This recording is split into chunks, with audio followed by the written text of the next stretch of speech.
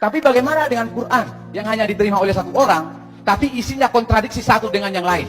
Karena ada dalam Al-Quran yang berkata bahwa sumber penulisan Al-Quran itu dari dongeng-dongeng dahulu kala. Silahkan buktikan, satu-satunya kitab di muka bumi yang mudah diakses, mudah dibaca oleh siapapun, gampang untuk diakses sampai sekarang, cuma Al-Quran. Dan tidak berubah saat dia diturunkan.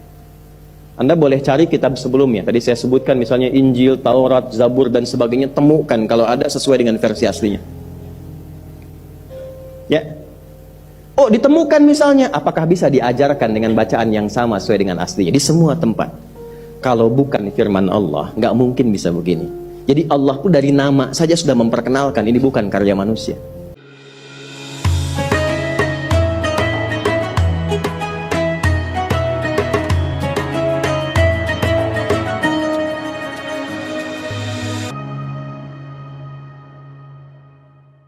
Al-Quran penuh kontradiksi dan hanya berasal dari dongeng-dongeng masa lalu.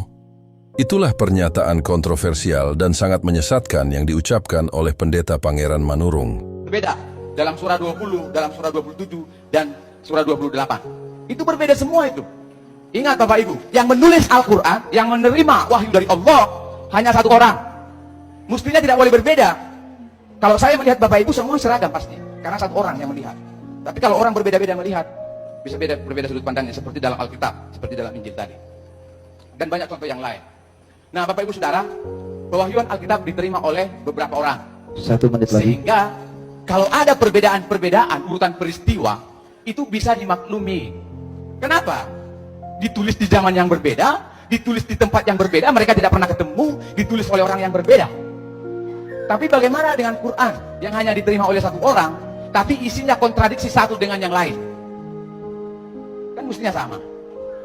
Ini saya mau katakan, ini saya mau tanya, ini banner ini di belakang atau di depan? Coba Bapak Ibu, saya mau tanya, banner ini berada di belakang atau di depan?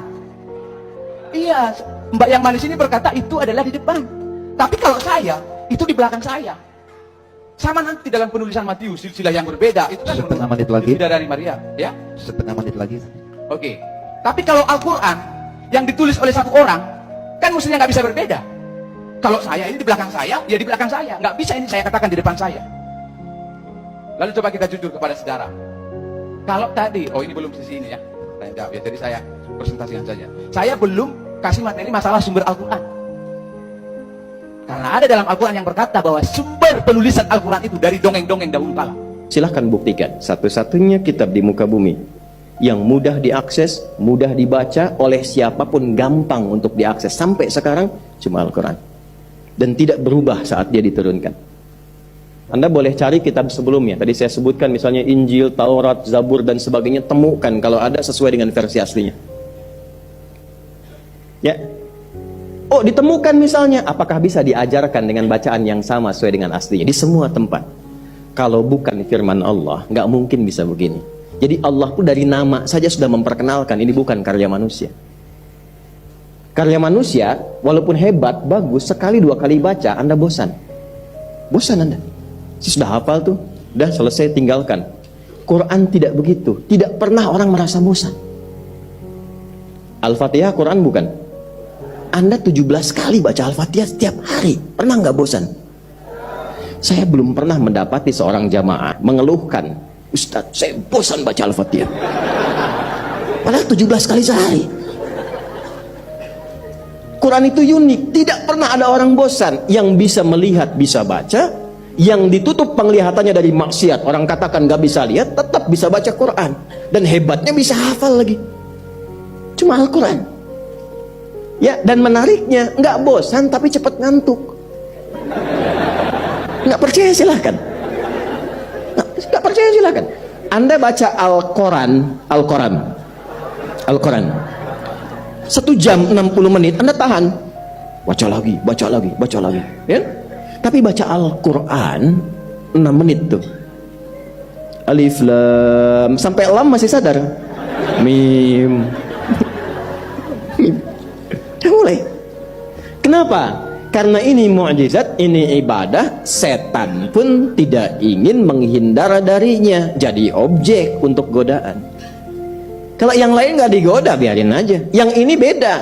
Ngantuk, tiup dikit, kurang. Nah, kenapa ini menjadi penting? Karena di dalamnya itu ada solusi hidup kita. Yang kalau benar ini kita dapati, lurus hidup kita. Tenang, senang, nyaman, sukses. Dan untuk membuktikan itu, Allah turunkannya itu bukan di tempat yang maju. Anda tahu Taurat turun di mana? Ya, di Bukit Sinai kan, di Tur Sinai itu.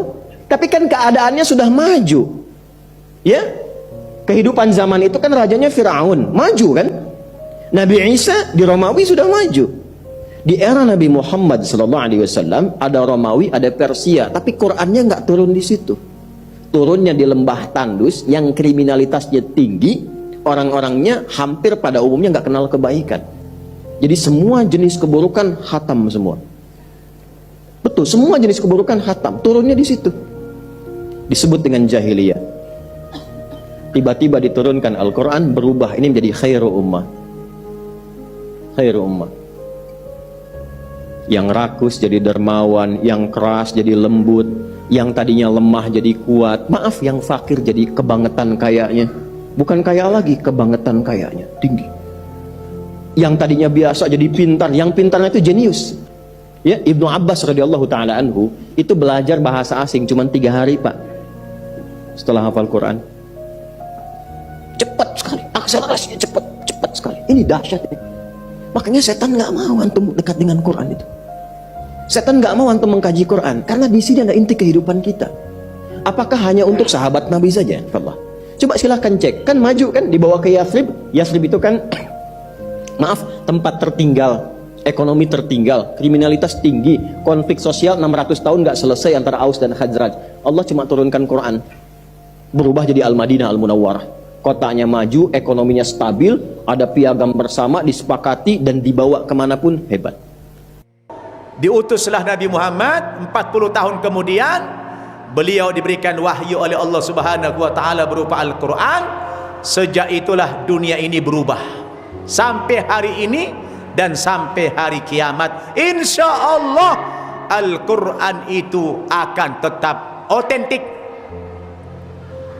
akan tetap asli. Kenapa zaman dulu Alkitab, Taurat, Zabur, Injil bisa dirubah oleh kaumnya? Karena pemeliharaan Taurat, Zabur, Injil itu dulu, Pak, diserahkan kepada nabinya. Kepada siapa? Nabinya. Taurat diserahkan kepada Musa, dia yang menjaga Taurat itu. Zabur kepada Daud, Daud yang menjaganya. Injil kepada Isa, Isa yang menjaganya. Ketika nabi-nabi ini sudah wafat, sudah tidak ada lagi di dunia ini, pemeliharaan kitab suci ini berpindah tangan kepada umatnya. Nah, oleh umatnya kitab suci ini diotak-atik, dirubah-rubah. Yuharrifunal kalimah min ba'di mawadi, kata Allah dalam Quran. Mereka rubah-rubah isi kitab suci itu sehingga mereka menyimpang dari kebenaran. Maka ketika Al-Quran datang, Pak, turun, diserahkan kepada Nabi kita Muhammad sallallahu alaihi wasallam, pemeliharaan Al-Quran itu tidak lagi diserahkan kepada nabinya. Karena berangkat dari pengalaman sebelumnya kitab suci dirubah-rubah, maka ketika Al-Quran turun, pemeliharaannya tidak diserahkan kepada Nabi Muhammad dan tidak pula kepada umatnya. Nanti dirusak lagi, langsung di take over, diambil alih oleh Allah pemeliharaan Al-Quran itu. Allah katakan dalam surat Al-Hijr ayat 9, Inna nahnu nazzalna dzikra wa inna lahu lahafidun. Sesungguhnya kamilah yang menurunkan Al-Quran dan kami pula yang memelihara keotentikan, keaslian, kemurnian daripada Al-Quran, dijamin oleh Allah Subhanahu wa taala sampai hari kiamat. Maka Al-Quran yang ada sekarang, Pak Bu, sama persis dengan Al-Quran yang diterima Nabi 15 abad yang lalu. Sama persis, bahkan sampai hari kiamat Al-Qurannya sama. Kenapa? Karena dijaga oleh Allah Subhanahu wa ta'ala. Bagaimana cara Allah memelihara Al-Quran itu? Salah satunya cara Allah menjaga keutuhan Al-Quran, dimudahkannya Al-Quran dihafal. Nah, saudara-saudara seiman semua, baru-baru ini beredar potongan pernyataan dari Pendeta Pangeran Manurung yang menyebut Al-Quran sebagai kitab penuh kontradiksi dan hanya berisi dongeng dari masa lalu. Pernyataan ini tentu sangat menyesatkan, tidak berdasar, dan jelas merupakan bentuk serangan terhadap akidah umat Islam. Namun, tuduhan seperti ini bukanlah hal baru, dan seperti sebelumnya, tuduhan ini kembali skakmat oleh seorang ulama yang dikenal dengan keluasan ilmu dan ketajaman logikanya, yaitu Ustadz Adi Hidayat. Dalam tanggapannya, Ustadz Adi Hidayat tidak hanya membantah dengan emosi, tetapi dengan data, dalil dan bukti ilmiah yang tak terbantahkan. Ia menyampaikan bahwa tidak ada satupun kitab suci di dunia ini yang memiliki otentisitas sekuat Al-Quran. Kitab ini turun secara lisan dan tulisan dan dihafal oleh jutaan umat manusia sejak 1400 tahun lalu hingga hari ini tanpa satu huruf pun berubah. Ini bukan klaim kosong. Ini adalah fakta sejarah dan ilmiah yang diakui bahkan oleh para orientalis barat yang jujur. Ustadz Adi juga menegaskan, tidak ada satupun kitab suci selain Al-Quran yang masih asli dalam bahasa wahyunya, dihafal jutaan orang tanpa perubahan, menjawab tantangan zaman dari sisi sains, logika, dan nilai kemanusiaan, mengandung susunan bahasa yang tak tertandingi. Adapun tuduhan bahwa Al-Quran bertentangan satu sama lain, itu hanyalah muncul dari ketidaktahuan atau pembacaan yang tidak utuh. Kontradiksi hanya terlihat oleh mereka yang memotong ayat dari konteksnya dan menafsirkan dengan hawa nafsu, bukan ilmu. Justru, jika ada kitab yang penuh perubahan, revisi, dan saling bertentangan, maka itu bukan Al-Quran. Lihatlah sejarah perubahan kitab-kitab suci lainnya yang disesuaikan dengan kepentingan politik dan kekuasaan. Nah, saudara seiman semua, itulah pembahasan kali ini. Semoga apa yang disampaikan bisa memberikan kita manfaat dan pelajaran baru untuk kita semua. Jangan lupa untuk like, comment, and subscribe, supaya kalian tidak ketinggalan info terbaru dari Dakwah Official. Sekian video kali ini, sampai jumpa di video berikutnya. Wassalamualaikum warahmatullahi wabarakatuh.